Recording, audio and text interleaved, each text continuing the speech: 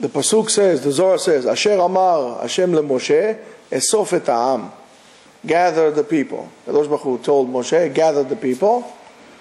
The Zohar says, gather the people. Mishum shebe'er zu, the well of Miriam, which is a miraculous incident all the time. Be'er zu lo ne'edra mehem, was always present with them. Everywhere they went in the desert, they had that well with them. Be'er shel Miriam. Ve'if tomar, if you could say, איך היו יכולים לשאוב כולם ממנה? How is it possible from one well?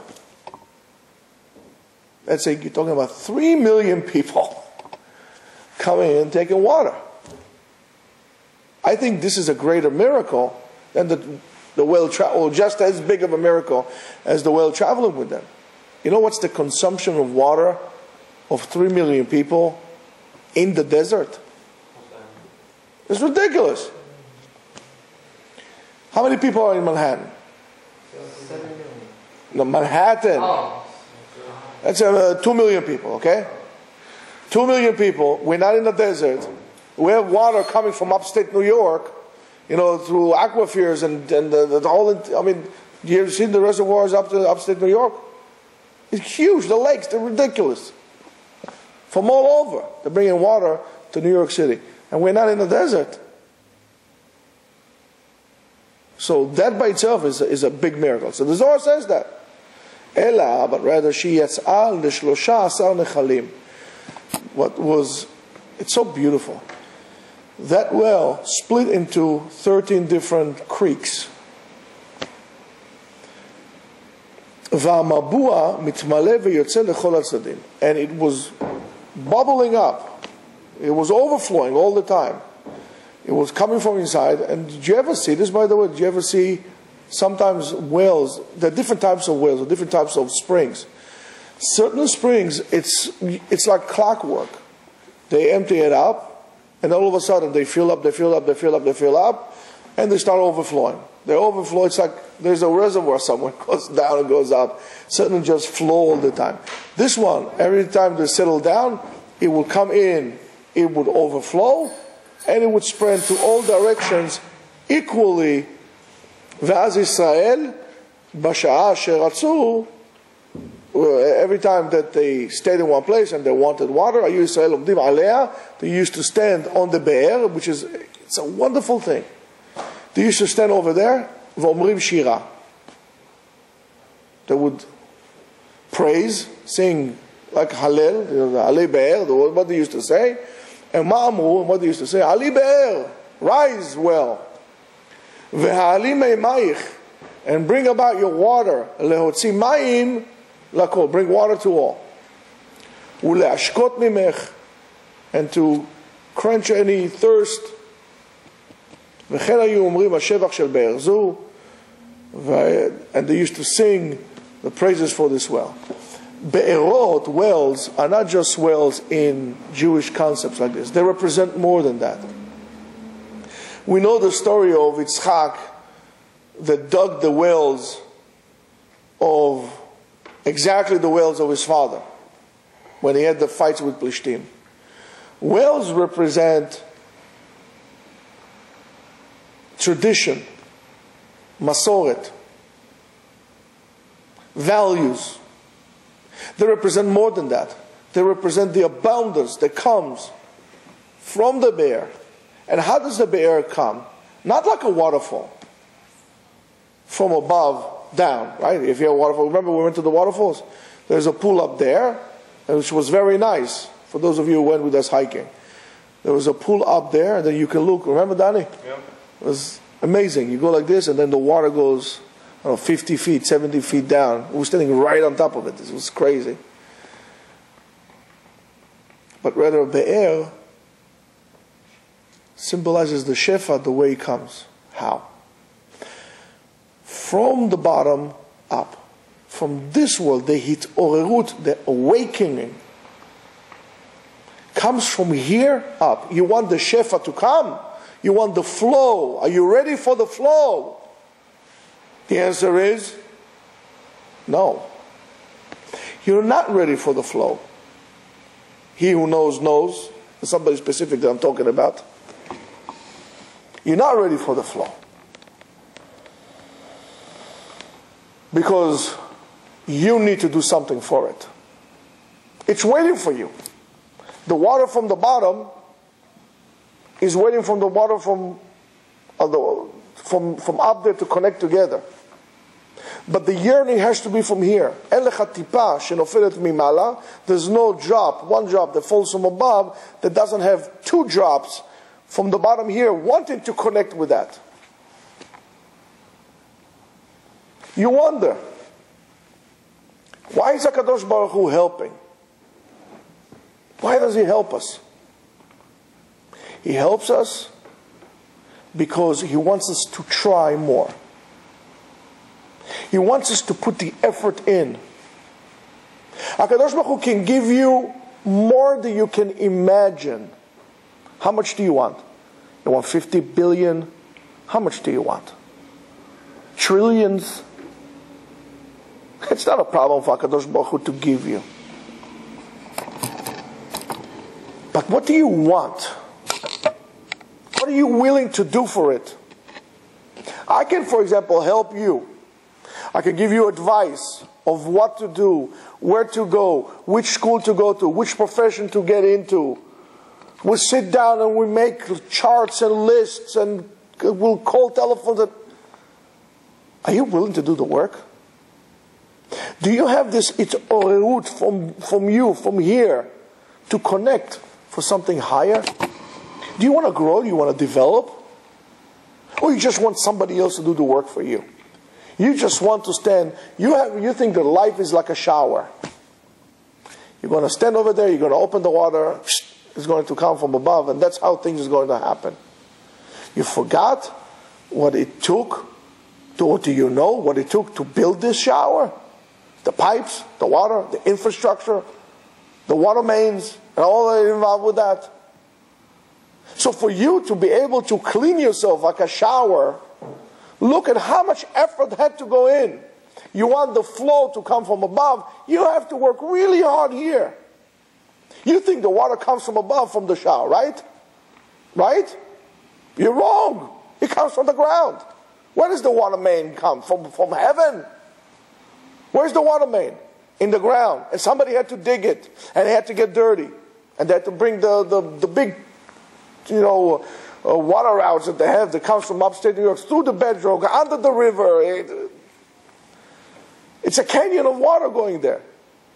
And you think that it comes from above, from the pipe. You're wrong. You cannot be more wrong than that. You need to do the hishtadlut, the effort. And you need to acknowledge that. And that's what the Zohar says.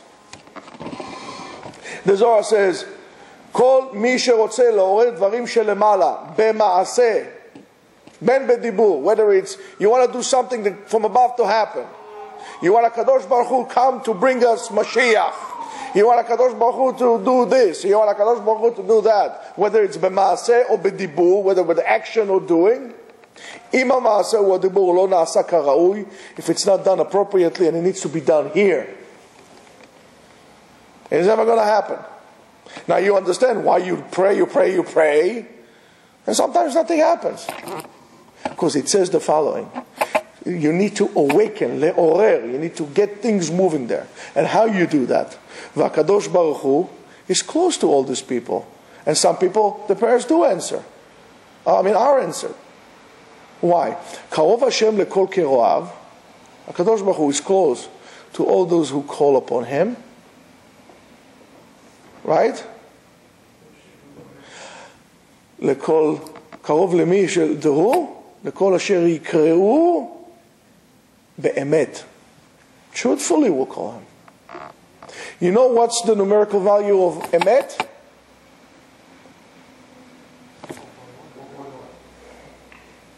And you know what it corresponds with? Vehanefesh. You have to call HaKadosh Baruch Hu from the soul, from within. No, not just from your lips. When you say HaKadosh Baruch Hu, build Yerushalayim, do you really mean it?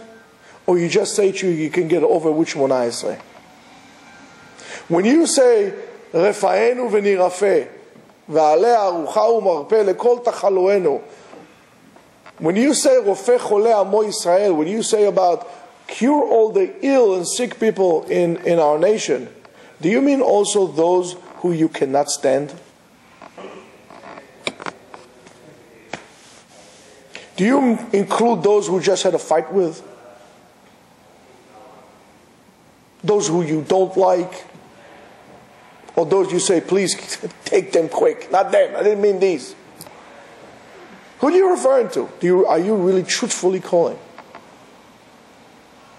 When you say, Retzeh, want our tefillot, accept it.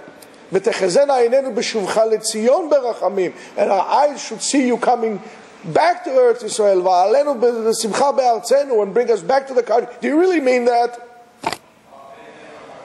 Do you really mean that? Now you wonder why he doesn't answer you.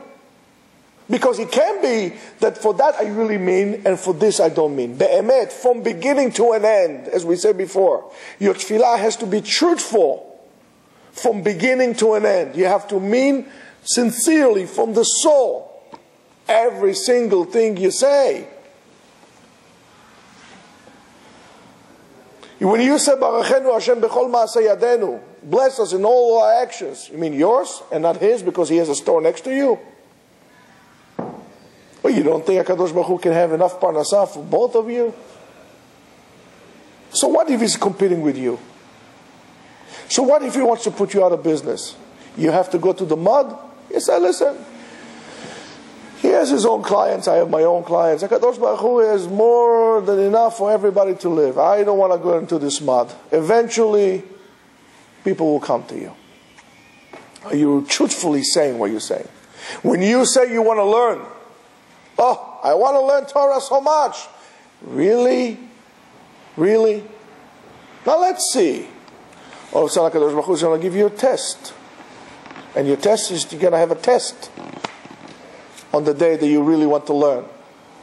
Or they will say to you, por favor, señor, necesito tomar un clase en español if you want to graduate out of our school. So are you going to take Torah and going to throw it in the garbage, or are you going to do whatever you can to take classes in Spanish at the Bolivian embassy at 12 o'clock at night? Or are you going to take Spanish online? Or well, I don't know what. How much do you really want to learn? Are you going to learn more than you want to date? Or you have a zman kavua, excuse me, I learn between the hours of 8 and 10 o'clock at night. I can see you I can date you from 5 to 8. At 8 o'clock I got to go learn. What's more important to you? When you say, this is important to me, do you really mean that? And for that you need to say, Am Yisrael said Shirah. When they came to the well, and they says, Liber, the orerut, has to be the joy. When you see the shefa coming, when you see the abundance come, because you said, Liber, go up, and the water will come and make us all thirsty. I mean, all the thirsty will quench our thirst. Let the water come. And there's a big simcha, big enjoyment. That's what we are missing. We don't have this initial joy that we want to do something for myself. We're waiting for everything to fall on our lap. And that doesn't do it. And the Zohar says, Maze be'emet, what does it mean? Sheyodim le'orer davar be'emet. When they do the hitorerut, they really mean that. When they came and says, rise well, bring up your water. They didn't say, bring up your water to me, but not to this guy, because I don't like him. And it says, this is how you're really being answered. When Eliyahu made those guys cry to the Baal, they did some magic. Even the magic didn't work, because there's no emet in a lie. Only when he says, Ribono shel olam, help me. Truthfully, Eliyahu called. He was answered. Don't go acharei Baal. Don't go after things that are foolish or are not real. Because you will call, will not be answered. So if you want something that is not real, don't call for it, it won't come. And it says, if the whole entire world would knew how to do so, it will be a totally different place. Only the tzaddikim, only the righteous people. And why the tzaddikim?